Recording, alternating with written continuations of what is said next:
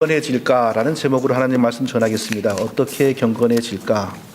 시편 4편을 오늘 살펴보겠는데 시편 4편은 역시 다윗의 시입니다.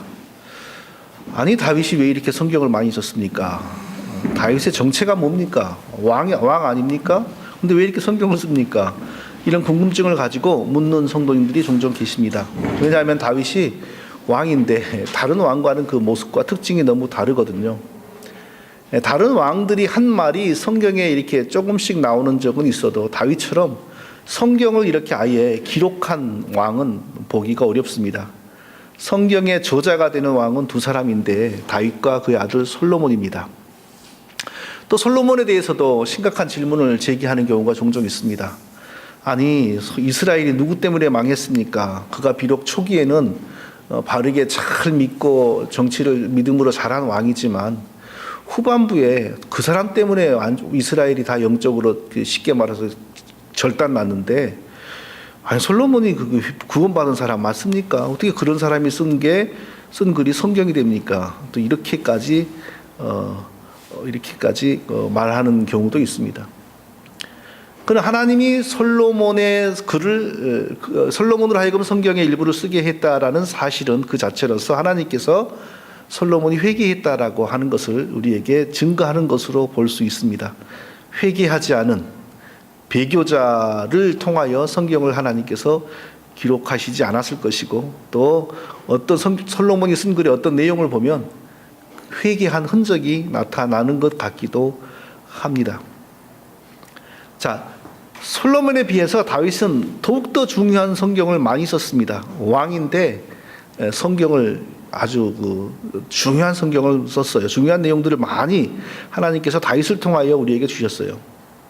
자, 일반적으로 예를 들자면요, 좀 놀라운 이야기가 있습니다. 십자가에 못 박혀 죽는 죄수는 숨이 끊어지면 십자가에서 그 군병들이 내리잖아요. 내리고 나면 그냥 갔다가 매장하는 게 아니라 이미 죽었음에도 불구하고 다리를 꺾어버립니다. 무릎을 반대 방향으로 꺾어버립니다. 그 시신을 훼손한다는 것은 굉장한 그 저주의 의미가 있는 거죠.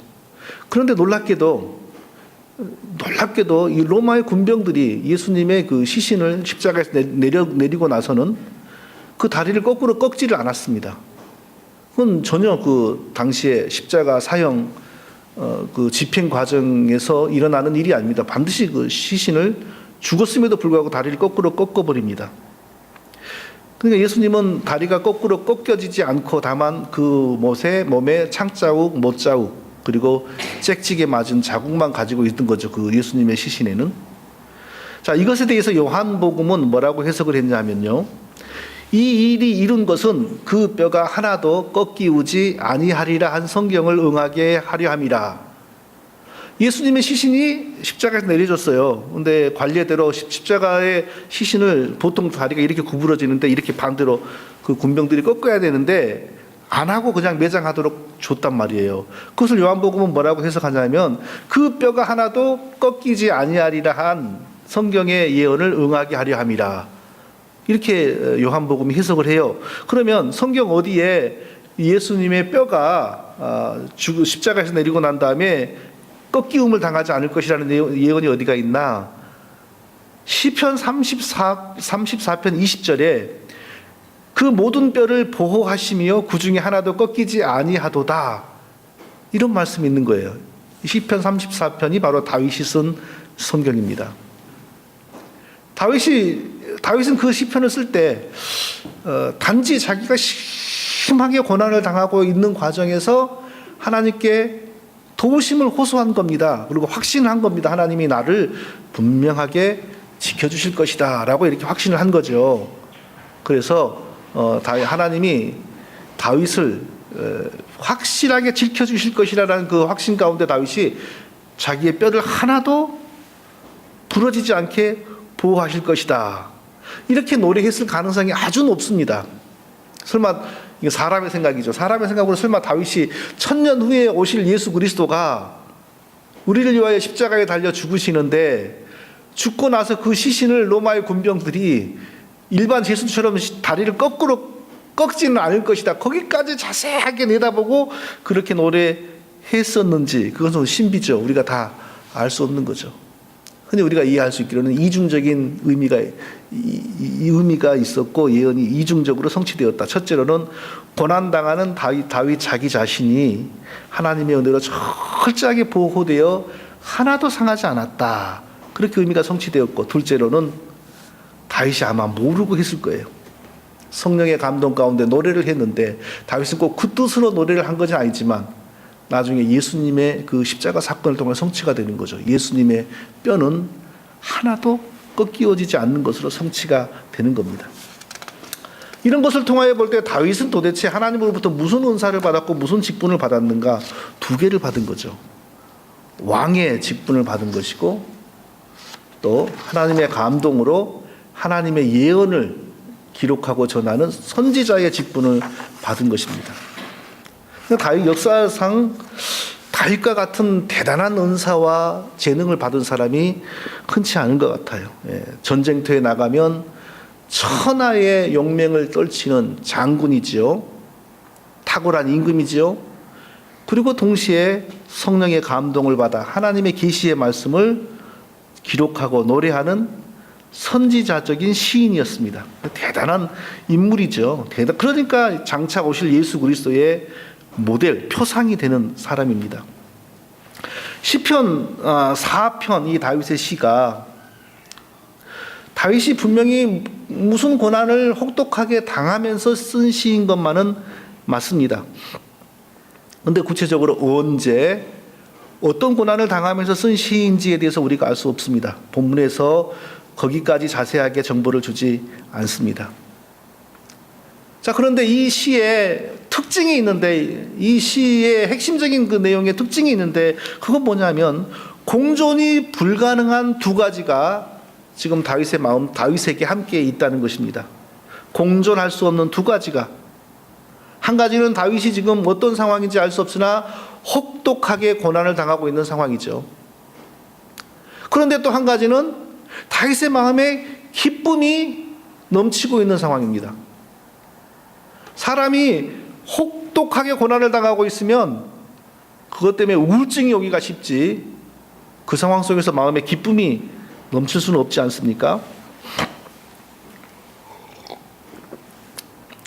자, 다윗의 이 고난당하고 있을 때 다윗이 어느 정도로 지금 기쁨이 또 동시에 넘치고 있었냐면요, 이 시에서 이렇게 노래하고 있습니다. 하나님이 제 마음에 부어주신 기쁨은 다른 사람들이 곡식을 풍성하게 추수하여 저장했을 때, 또 포도주를 많이 장만하여 저장했을 때 느끼는 기쁨보다 더 큽니다. 이렇게 노래를 하고 있는 것입니다. 고난 중에서도 놀라운 기쁨을 누리고 있는데 그것을 어떻게 표현하냐? 곡식을 풍성하게 추수하고 포도주를 많이 준비해 놓았을 때 느끼는, 그 사람들이 그럴 때 느끼는 기쁨으로 표현하고 있습니다. 6.25가 한 70년이 지났나요? 이제 6.25를 실제로 겪은 사람도 이제는 한국에 별로 그렇게 많지가 않을 것 같습니다. 시간이 많이 지났으니까. 한 20년 전 이야기인 것 같습니다. 그때 화제가 되었던 이야기죠. 어떤 할아버지가 6.25를 겪었는데 이제 손주에게 옛날 그때 그 가난한 시절의 이야기를 하면서 그때는 참 힘들었다. 먹을 것이 없어서 너무 고생했다. 그러니까 손주가 뭐라 그러냐면, 할아버지 밥이 없으면 라면을 사서 먹으면 되었잖아요. 그러더랍니다. 그때 그게 이제 시대가 이렇게 많이 변해간다라고 하는 것을 사람들이 느끼게 하는 그런 유명한 그 일화였어요. 그래서 그때 신문이나 텔레비에 종종 이 상황이 나왔습니다. 사실 저도 가난하고 배고프게 산다라는 것이 뭔지 저도 잘 모릅니다. 아주 한국의 남해안에 굉장히 낙후된 곳에서 태어났는데요. 제가 철 들어가지고 이렇게 뛰어다닐 때 그때 전기가 처음 들어왔습니다. 어느 날 밤에 소 먹이고 집에 산에서 하루 오후 내내 친구들하고 놀다가 해가 지니까 이제 집으로 갔거든요. 근데 불이 확 들어와 있는 거예요. 그래서 이게 막 전봇대를 심고 뭐 줄을 연결하더니 이게 전기라는 거구나. 그때 처음 봤어요. 국민학교 한 2학년이나 되었을 것 같아요. 그래도 보릿고개라고 하는 것은 이미 다 지나고 없었어요. 제 주변에 다른 분들도 다 보리밥이라도 다 그래도 먹고 살았지 못 먹고 이렇게 죽어가는 사람 아무도 없었어요. 저희 집 같은 경우는 특히 정미소를 하는 집이니까 더욱더 뭐 그 양식에 대해서는 아무런 그 고민이나 근심이 전혀 없었어요. 그러니까 우리는 그런 시대를 살았으니까 혹시 두 분은 또 조금 알는지 모르죠. 곡식을 풍성하게 추수했을 때에 느끼는 그 이 시대 옛날 사람들의 그 기쁨이 뭔지 우리는 이론적으로만 알지 마음으로 느낄 수가 없다는 겁니다. 예수님 당시 예루살렘 사람들, 그러니까 이스라엘에서는 지금 북한에서 다 굶어 죽고 가도 평양 사람들은 잘 산다 그러지 않습니까? 요즘에 평양 그 영상을 보니까 대부분 많은 사람들이 핸드폰을 갖고 다니고 이제는 차도 많이 돌아다니고 북한은 다 그리 못 살아도 평양 사람들은 먹을 만하거든요. 살만하거든요. 예수님 시대에도 다 힘들어도 예루살렘 사람들은 좀 나았을 거란 말입니다. 근데 예루살렘 사람들도 하루에 보통 평균 2끼 먹고 살았다고 합니다. 얼마나 살기 어려운, 먹고 살기 어려운 힘든 시절인지 알겠죠.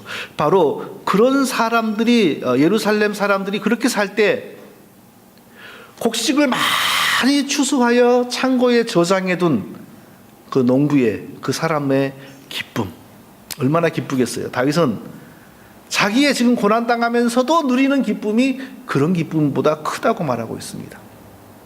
또 뭐라고 지금 말을 했냐면요, 포도주를 많이 장만해 놓고 나서 그 넉넉하게 준비된 포도주를 보면서 기뻐하는 사람, 즐거워하는 사람, 그 사람의 기쁨보다 지금 자기의 기쁨이 더 크다고 지금 말을 하고 있어요.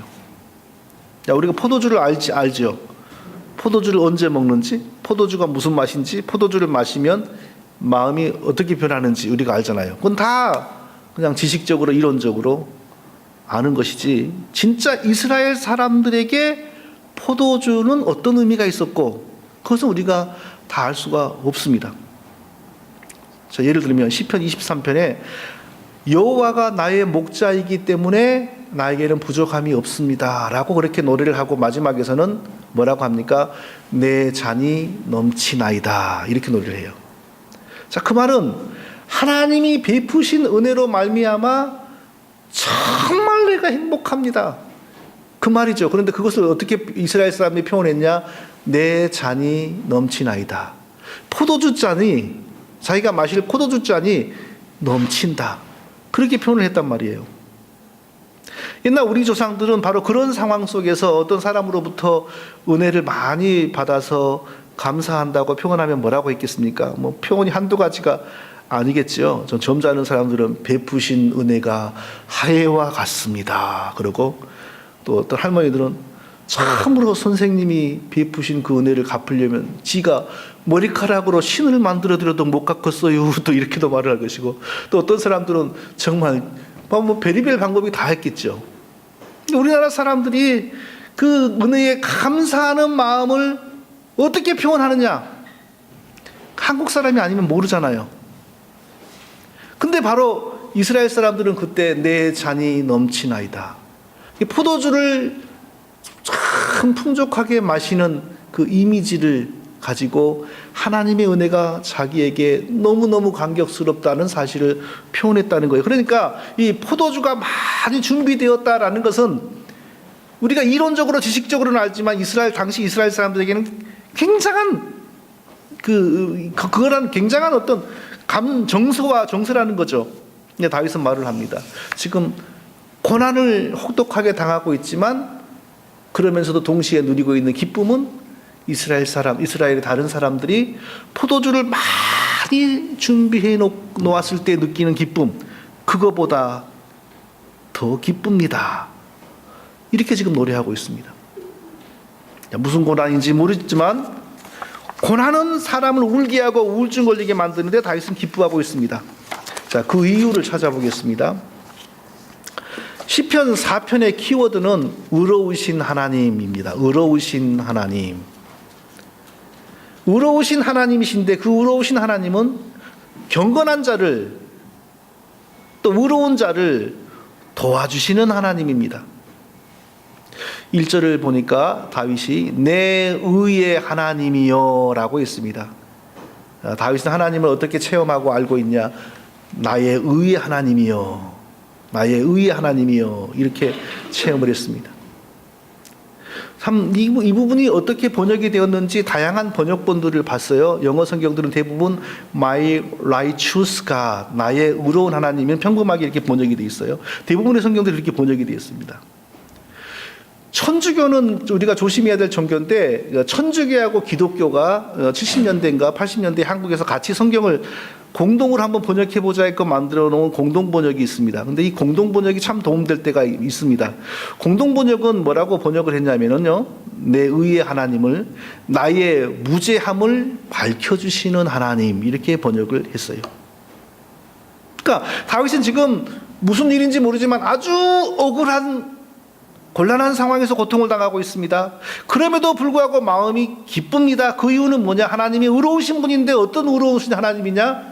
자기의 무죄함을, 자기의 억울함을 밝혀주시는 하나님이기 때문에 곤란 중에서도 자기의 기쁨이 추수한 농부보다 포도주를 많이 준비한 사람보다 기쁘다는 것입니다. 의로우신 하나님이 왜 다윗에게 기쁨이 되었을까요? 예수님이 그 불의한 재판장에 대한 비유를 하셨는데 그 비유를 생각해 보면 알 수 있을 것 같습니다. 어떤 가난한 과부가 있었습니다. 남편도 없고 자식도 없고 돈도 없는 과부예요. 그런데 어떤 힘 있는 사람으로부터 억울한 일을 당했습니다. 아무리 생각해도 자기 힘으로는 그 문제를 풀 수가 없습니다. 그래서 그 동네에 있는 사또에게, 원님에게 이제 찾아갔습니다. 가가지고 사또님, 제가 이런 일을 당했는데 제발 저의 좀 억울한 사정을 풀어주십시오 라고 이렇게 부탁을 해도 이 사또 재판장은 꼼짝도 하지 않습니다. 왜 그러냐면 이 사람은 불의한 사또거든요. 이 사람이 재판을 시작하는데 기준은 뭐냐? 나에게 어떤 이익이 있을까? 그것으로만 재판을 하는 거예요. 만일에 이 과부가 부유한 집의 귀부인이어서 이 봉투를 들고 가가지고 봉투를 찔러주면서 내가 이런 일을 당했는데 좀 해결해 주십시오 라고 했으면 이 봉투 때문에 얼른 시작을 했을 겁니다. 그런데 이 불의한 사또는 관심을 안 가지는 거예요. 왜? 자기에게 이익이 안 생기니까. 만일에 이 재판장이 의로운 사람이었으면 어떻게 했을까요? 이 불쌍한 과부가 봉투를 주어도 이런 거 하지 말라고, 내가 이런 거 받고 하는 사람이냐고, 내 본부는 마땅히 그런 일을 해결해야 될 사람이니까 내가 해주겠다고 했을 겁니다. 또 관련된 불의한 사람들이 압력을 넣어도 손해를 보고 어쩌 잘못하면 자기의 그 사또직이 잘려버릴 수도 있지만 그래도 그 문제를 해결하려고 덤볐을 겁니다. 왜냐하면 그 사람은 의로운 사람이기 때문에 불의한 일을 참지 못하는 것입니다. 하나님이, 의로우신 하나님, 다윗이 또 다르게 표현하면 나의 무죄함을, 나의 억울함을 풀어주시는 하나님이라는 사실, 그게 왜 다윗에게 기쁨이 되겠습니까? 그 하나님은 반드시 불의한 자들의 행위를 갚으시고 억울하게 고난을 당한 의로운 자의 억울함을 풀어주시는 분이기 때문에 그런 것입니다. 1절을 보니까 다윗이 내가 부를 때에 응답하소서, 곤란 중에 나를 너그럽게 하셨사오니 나를 긍휼히 여기사 나의 기도를 들으소서, 이렇게 노래하고 있습니다. 다윗에게는 체험이 있었던 것 같아요. 이전에도 이런 억울한 일을 당하고 이전에도 참 못 당할 일을 당해본 경험들이 많은 것 같아요. 그런데 그때마다 하나님께서 다윗의 손을 들어주시고 다윗의 억울함을 풀어주신 경험이 있는 것 같아요. 그러니까 그때를 생각하면서 지금 곤란 중에 나를 너그럽게 하셨사오니, 과거형이죠. 옛날에도 나를 도우셔서 내 손을 들어주셨사오니 이제도 나를 긍휼히 여기사 나의 기도를 들으소서, 이렇게 노래하고 있는 것입니다. 다윗은 과연 어떤 상황을 생각하면서 이렇게 노래하고 있을까 생각해 보았습니다. 다윗이라고 하는 인물이 살아가면서 겪은 일들이 한두 가지가 아니니까 뭐라고 딱히 짐작할 수는 없지만 이 상황일 가능성도 높습니다. 악신이 들린 사울 왕이 아무 잘못이 없는 다윗을 죽이려고 얼마나 악하게 일들을 꾸몄는지 모릅니다. 적어도 한 10년 동안을 다윗을 죽이려고. 이 조그만 동네에서요, 시골 동네에서 동네 이장이 누구를 미워해도 그 사람에게 손해가 갑니다. 예. 그런데 이건 면장도 아니요, 군수도 아니요, 도지사도 아니요, 한 나라의 왕이 아무 관직도 맞지 않은 사람을 죽이려고 힘을 쓰는 거예요. 그러니까 이 다윗이라고 하는 한 사람 입장에서는 재앙이죠. 왕이 다윗 한 사람을 죽이기 위해서 특전사를 창설하여 직접 3,000명을 인솔하고 쫓아다닙니다. 견디겠어요? 우리는 그런 상황을 안 당해봤으니까 다윗이 그랬지. 진짜 남의 일이잖아요. 근데 내가 한번 당해봐요. 내가 실제로. 내가 진짜 독재 국가, 아주 중국 같은 나라, 중국 사람이 들으면 기분 나쁘겠지만 그런 나라에 살고 있어요. 근데 지금 뭐 공산당 뭐 하는 사람들이 나를 그냥 못 살게 하려고 꾸준하게 괴롭혀봐요. 사람 못 삽니다. 중국이 지금 많이 개화가 되고 뭐 대단한 나라서 많이 발전했지만 종종 이렇게 나오는 이야기를 보면 이건 진짜 옛날에 수호지에 이런 말 해도 되는지 모르겠다. 수호지에 뭐 사람 고기로 만두 만들고 막 그런 이야기가 있거든요. 그게 괜히 나온 이야기가 아니잖아요. 다 뭔가 있으니까 그런 게 나오잖아요. 지금도 보면 그 기질들이 뭔가 있는 것 같아요. 그 사람들에게. 예. 그런 나라에서 말이죠. 권력자가 나를 죽이려고 꾸준히 노려본다고 생각해봐요. 미치지요. 무서워서 못 살지요. 다윗이 그런 세상을 살았거든요. 그런데 다윗에게는 의로우신 재판장, 의로우신 하나님이 계셨습니다. 의로우신 재판장, 의로우신 하나님이 다윗과 함께 함으로 사울이 다윗의 머리털 하나를 건드리지 못했습니다. 다윗을 건드리기는 그냥 오히려 다윗과 그 사나운 부하들이 숨어있는 동굴에 스스로 들어와가지고 잠이 들고 얼마든지 죽일 수 있었으나 다윗은 사울의 옷자락만 살짝 베고, 자, 그런 일을 통하여 하나님이 사울에게 망신을 주는 거죠. 의로운 자를 해치려고 하는 너는 오히려 네가 죽음을 당할 수 있으니까 조심하거라. 경고를 주는 거죠. 예. 이런 일을 생각하면서 다윗은 이전에도 나를 건져주셨사오니 이제도 나를 긍휼히 여기사 내 기도를 들어주시옵소서라고 노래하는 것입니다. 또 2절에서 인생들아 어느 때까지 나의 영광을 변하여 욕되게 하며 허사를 좋아하고 괴유를 구하겠는고. 이제는 꾸짖고 있습니다. 지금 자기를 괴롭히는 사람들을 향하여 꾸짖는데 인생들아, 꼭 마치 하나님이 죄인들을 향하여 말하는 것처럼 인생들아 어느 때까지 나의 영광을 변하며 욕되게 하며 허사를 좋아하고 괴유를 구하겠는고. 쉬운 말로 하면 이 악한 사람들아, 이 어리석고 무지한 사람들아, 언제까지 나를 모욕하며 헛된 일에 힘을 소모하려고 하느냐, 이런 말이죠. 예. 참 무슨 상황인지 알 수가 없어요. 그런데 무슨 상황인지는 알 수 없으나 적어도 이런 내용을 보면 지금 다윗에게는 하나님 앞에서 사람 앞에서 조금도 부끄러움이 없다라는 것을 알 수 있습니다. 나중에 바세바 사건을 저지르고 난 다음에 쓴 시를 보면요, 자기의 죄 때문에 부끄러워하고 하나님의 은혜를 사모하고 하나님께서 성령을 거두어 가지 않기를 눈물로 이렇게 호소하는 내용입니다.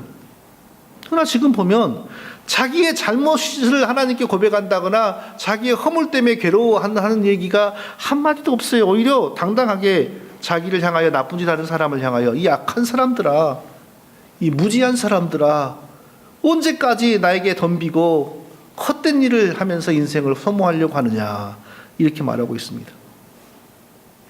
또 3절을 보니까 여호와께서 자기를 위해 경건한 자를 택하신 줄을 너희가 알지어다. 내가 부를 때에 여호와께서 들으시리로다.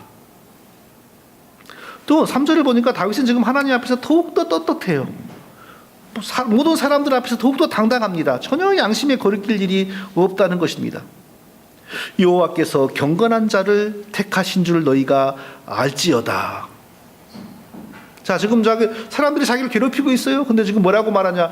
여호와께서 경건한 자를 택하신 줄 너희가 알지어다. 이 문맥을 그냥 쉽게 이해하면 하나님이 나를 택하여 이렇게 나를 세워주셨는데 감히 너희들이 지금 왜 어리석은 일을 하느냐 이런 말이죠. 이것을 보면 택하셨다 이런 말은 다윗이 왕으로 택하였다라는 의미일 가능성이 높거든요. 그러니까 하나님이 나를 왕으로 택하여서 이렇게 쓰시는데 내가 것들이 감히 헛된 짓을 하려고 하느냐, 그러니까 감히 내게 반항하려고 하느냐 이런 뜻이에요. 한국말 성경은 그런 뜻인데 영어 성경을 봤어요. 영어 성경 여러 가지를 보니까 또 의미가 조금 달라요. 이러니까 우리가 여러 번역본들을 참고를 해야 돼요. 과연 우리가 가지고 있는 것은 히브리어 원문도 아니에요, 헬라어 원문도 아니잖아요. 그러니까 여러 번역본들을 같이 참고하면은 원문은 이런 뜻이겠구나 알 수가 있어요. 영어 번역본들을 보면 어떤 뜻이 강하냐면 하나님이 다윗 한 사람을 택하여 귀하게 쓰신다 이런 의미보다는 하나님이 불의한 자들 속에 있는 경건한 사람을 구별하여서 특별히 지켜주시고 은혜를 베풀어 주신다. 이 뜻이 더 강해요. 불의한 사람은 많을지라도 하나님은 경건한 사람을 꼭 기억해 주시고 따로 관리해 주신다. 이 뜻이 영어 성경은 더 강합니다. 정확하게 하나님이 다윗을 택하여 왕으로 세워주셨다라는 의미인지 또 아니면 하나님이 많은 불경건한 자들이 있을지라도 그 중에 경건한 사람을 특별히 따로 관리하고 돌보아 주신다. 어떤 뜻인지 우리가 정확하게 알 수는 없지만 분명한 사실은 다윗은 하나님을 어떻게 알고 있었냐? 경건한 사람에게 은혜를 베푸시고 경건한 사람이 억울한 고난을 당할 때에 하나님은 반드시 손을 들어주시고 그 기도에 응답해 주신다.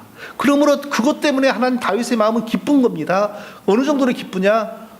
이 시대 사람들이 곡식을 많이 추수하여 저장했을 때의 그 포만감보다 더 기쁘고 포도주를 많이 장만했을 때의 그 행복보다 더 마음이 기쁘다는 것입니다. 자, 오늘 이 다윗의 시편 4편의 핵심 내용이 바로 이런 것인데, 그러면 이 내용이 오늘 3000년 후에 살아가는 우리에게는 어떤 의미가 있을까? 우리는 왕도 아니요, 우리는 그렇게 다른 사람으로부터 그렇게 핍박을 받는 그런 위치에 있지도 않습니다. 그럼에도 불구하고 이 고난 중에서도 의로우신 하나님으로 인하여 기뻐하는 이 다윗의 노래가 우리에게 중요한 의미가 있습니다. 그건 뭐냐면요, 우리도 여전히 역시 하나님의 도우심을 받기 위해서는 하나님이 기뻐하시는 경건한 사람이 되어야 한다라는 사실입니다. 여호와께서 자기를 위하여 경건한 자를 택하신 줄을 너희가 알지어다. 내가 부를 때에 여호와께서 들으시리로다.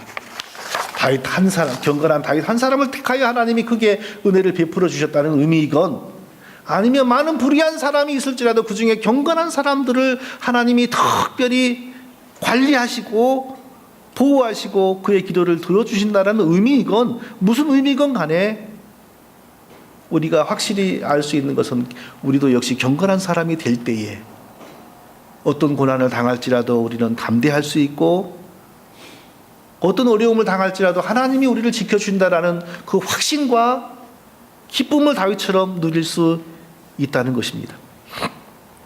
성경은 한 번도 경건한 자는 고난을 당하지 않는다 라고 말한 적이 없습니다. 오히려 성경은 반대입니다. 경건한 사람에게도 고난이 많다라고 합니다. 오히려 경건하게 살려고 하는 사람에게는 고난이 더 많다라고 말하기도 합니다. 바울은 디모데에게 무릇 그리스도 예수 안에서 경건하게 살고자 하는 자는 핍박을 받으리라.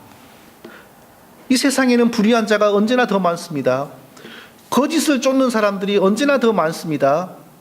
불경건한 사람이 언제나 더 많습니다. 표면적으로 하나님을 믿는다 하지만 하나님보다는 하나님으로 가장하는 사탄에게 미혹되는 사람들이 언제나 더 많습니다. 그러므로 경건하게 살려고 하는 사람은 언제나 어려운 상황을 더 많이 만나게 된다라는 것입니다. 예. 자, 그러면 우리는 어떻게 하면 경건한 자가 되어서, 다윗이 이 마지막 부분에서 이 시에서 이렇게 노래하지 않습니까? 경건한 자에게 베푸시는 은혜로 말미암아 하나님이 다윗을 어떻게 만들어주냐 하면, 고난을 당하지만 내가 평안히 눕고 자기도 하리니, 고난 속에서 평안히 눕고 잔다. 그리고 나를 안전히 거하게 하시는 이는 오직 여호와시니이다. 이렇게 지금 노래를 할 수 있겠는가? 예수님께서도 세상에 남겨지는 제자들을 향하여 똑같이 말했습니다. 너희가 환난을 당하지 않을 것이다 라고 말한 것이 아니라 너희가 환난을 당하겠으나 담대하라 라고 했습니다. 왜냐하면 내가 세상을 이겼기 때문이다. 자, 어떻게 하면 우리는 고난 중에서도 다윗처럼 기뻐하는 경건한 사람이 될 수 있을까? 이렇게 질문하면 많은 사람들이 이렇게 말을 합니다. 믿는 사람답게 살아야지요, 우리가. 믿는 사람답게 살아야지요. 우리가 행동을 바르게 해서 하나님의 영광 가리면 안 되지요. 하나님 영광 가릴 일이 없어야 되지요. 이렇게 말합니다.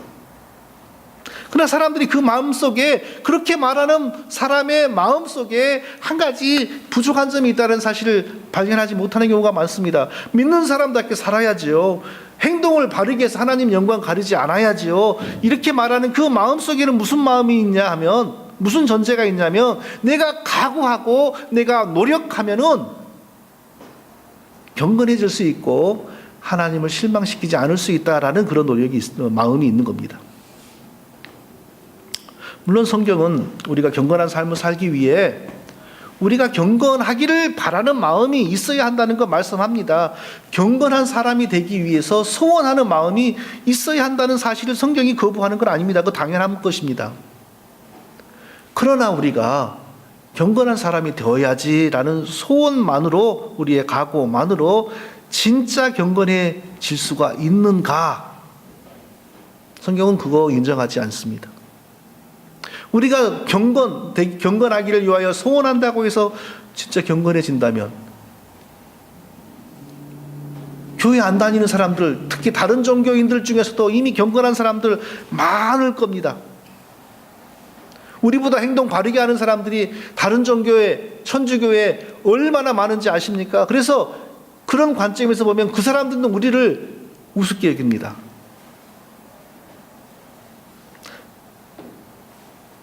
기독교의 경건은 그렇게 얻어줄 수 있는 것이 아닙니다. 우리는 경건에 대한 정의부터 분명히 해야 됩니다. 경건이란 뭐냐?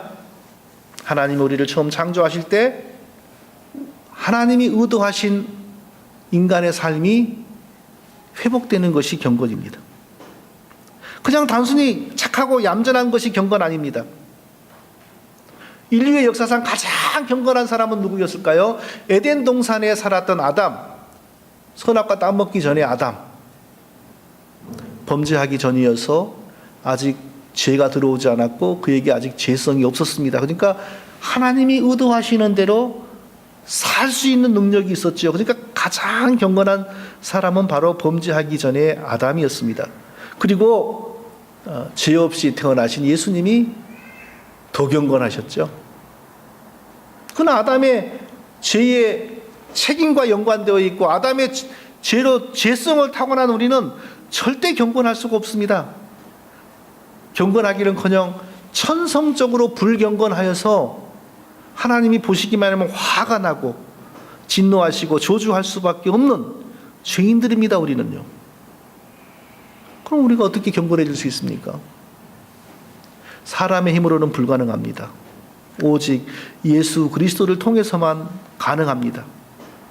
예수 그리스도께서 불경건한 우리를 대신하여 대신 죽으셨습니다. 그리고 하나님께서 우리 불경건한 사람들이 십자가에서 대신 죽은 의로우신 예수님을 믿게 하심으로 우리가 예수님을 믿을 때에 의로우신 예수님이 흘리신 그 피로 우리의 죄를 사하시고 의로우신 예수님과 우리를 같이 취급해 주는 겁니다. 그래서 의로우신 예수를 믿는 우리도 의로운 사람으로 여겨주는 겁니다. 이게 바로 구원이죠. 의롭다 하심이죠. 우리의 공로는 아무것도 없고 우리의 자질은 아무것도 없으나 하나님이 의로우신 아무 흠 없으신 그러나 우리의 죄를 위하여 피 흘리고 죽으신 예수 그리스도를 믿게 하심으로 우리를 의롭다고 해주셨습니다. 그러니까 이때 우리의 구원은 완성되었습니다. 그리고 절대 구원이 망가질 일은 없습니다. 자, 이렇게 구원을 받은 사람, 이렇게 의롭다함을 얻은 사람들은 놀랍게도 그때부터 경건해지기를 시작합니다. 경건해졌기 때문에 예수 믿고 구원받은 것이 아니고 오직 은혜로 예수 믿고 구원받았고 구원받는 순간부터 경건해지기를 시작하는 겁니다. 왜냐하면 구원받는 그 순간부터 우리 속에 임하신 성령은 인격적으로는 예수님과는 다른 분이지만 기능적으로는 예수님과 같은 분입니다. 성령 하나님께서 예수님이 십자가에서 흘리신 그 피로 우리가 아담으로부터 물려받은 우리의 죄성을 고쳐주기를 시작합니다. 아담으로부터 물려받은 우리의 죄악된 기질이 성령 하나님에 의해서 치유되기 시작하니까 이제 조금씩 경건해지기를 시작하는 것입니다. 이전처럼 옛날에 좋아했던 죄가 즐겁지가 않습니다.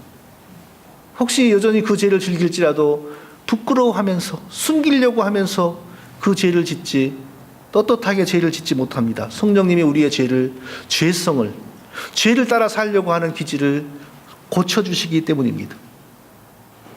하나님 백성의 경건, 성화는 이렇게 나오는 겁니다.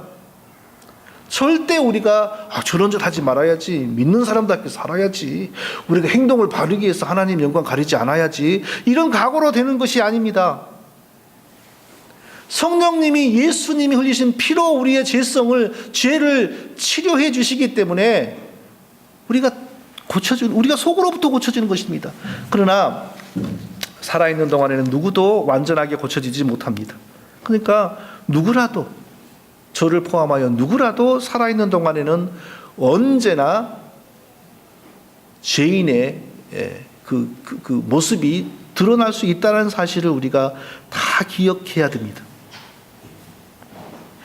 그러나 성령님의 역사로 말미암아 죄성이 치료되어서 이전과 다른 모습이 나타나기를 시작할 때, 이전에 즐기던 죄가 즐겁지가 않을 때 우리는 그것을 통하여 그게 요만큼 나타났건 일단 그 모습이 나타나는 것만으로 저 사람이 구원받았구나, 저 사람 속에 하나님의 역사가, 성령의 역사가 있구나라고 인정할 수 있는 것입니다. 자, 우리가 경건해지는 것은 그렇게 되는 것이지 절대 각오나 구호로 되는 것이 아닙니다.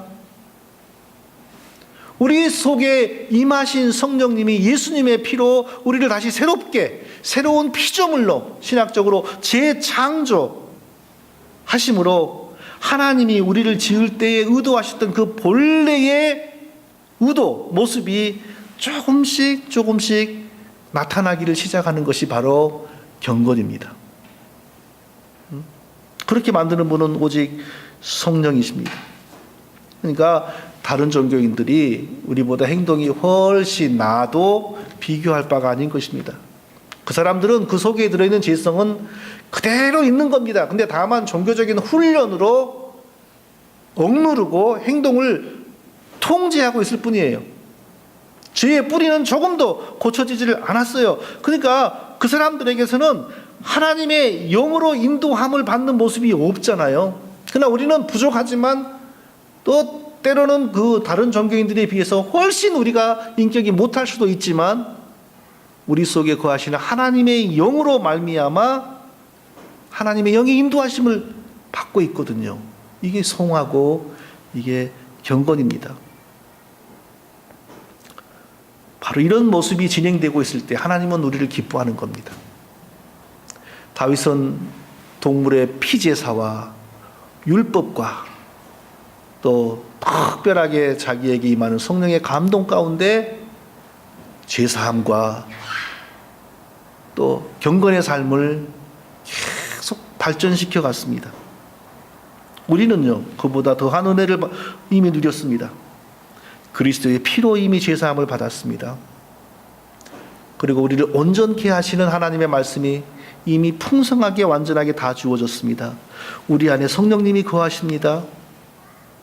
그러므로 우리가 이 말씀을 부지런히 읽고 연구하고 공부하고 그리고 이 말씀의 의미가 무엇인지 이 말씀대로 살아갈 수 있는 성령의 도우심을 지속적으로 구하는 기도 생활을 게을리하지 않으면 반드시 우리는 경건한 성도가 될 수밖에 없는 것입니다. 우리가 어떻게 경건해지는가? 새해가 되었으니까 금식해가지고 금식할 때는 기분이 좀 뭐가 경건해지는 것 같죠. 그러나 그것은 진짜 경건이 아닙니다. 우리를 무엇이 경건하게 하는가? 하나님의 말씀과 끊임없는 정상적인 기도 생활과 그리고 하나님의 말씀과 기도와 더불어 언제나 은혜를 베푸시고 역사하시는 성령의 도우심으로 말미암아 우리는 이전의 죄를 이길 수가 있고 이전과 다른 사람의 모습으로 조금씩 살아갈 수가 있는 것입니다. 그러니까 다른 것이 없어요. 무엇으로 우리가 경건해지고 거룩해지는가? 하나님의 말씀과 성령의 인도하심과 우리의 소원하는 마음과 기도 생활이 우리를 경건하게 변화시켜 가는 것입니다.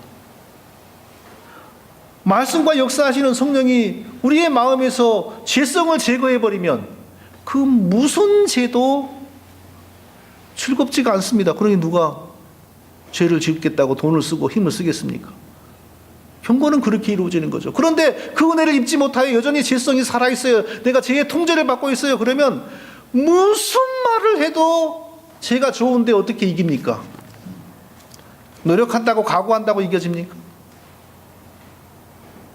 오직 하나님의 말씀과 더불어 역사하시는 성령과 경건을 사모하는 우리의 마음과 끊임없는 기도 생활을 통하여 우리는 하나님이 원래 의도하셨던 경건한 인간의 모습을 회복해 갈 수가 있는 것입니다. 저와 우리가 바로 다윗이 그러한 은혜 가운데서 고난을 당할지라도 크게 기뻐하였던 것처럼, 왜냐하면 하나님이 어김없이 자기를 도우실 것을 확신하기 때문에 우리도 역시 그러한 경건한 자들이 되어서 무슨 일을 당하건 간에 하나님이 늘 함께 하심을 믿고 담대할 수 있는 우리 모두가 되시기를 예수님의 이름으로 축원드립니다.